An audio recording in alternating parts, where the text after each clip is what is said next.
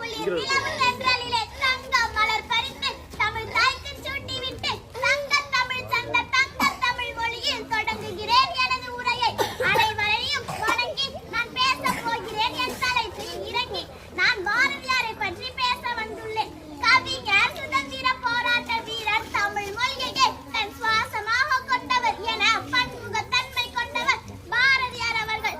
பாரதியார் அவர்கள் தூத்துக்குடி மாவட்டத்தில் உள்ள எட்டயபுரத்தில் சின்னசாமி ஐயருக்கும் லட்சுமி அம்மாளுக்கும் 1882ஆம் ஆண்டு டிசம்பர் 11ஆம் தேதி மகனாக பிறந்தார். இவரின் இயற்பெயர் சுப்பிரமணியன் என்றாலும் சுப்பையா என்று அழைக்கப்பட்டார்.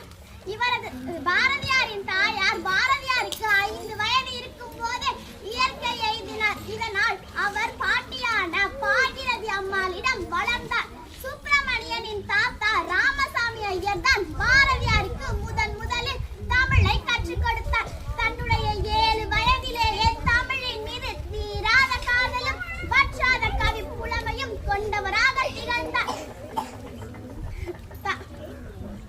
இவருக்கு 11 வயது இருக்கும் போது இவரது கவி புலமையையும் ஆற்றலையும் பாராட்டி எட்டயபுர மன்னர் இவருக்கு பாரதி என்ற பட்டத்தை வழங்கினார். அன்றிலிருந்து தான் எல்லாராலும் சுப்பிரமணிய பாரதியார் என்று அன்போடு அழைக்கப்பட்டார்.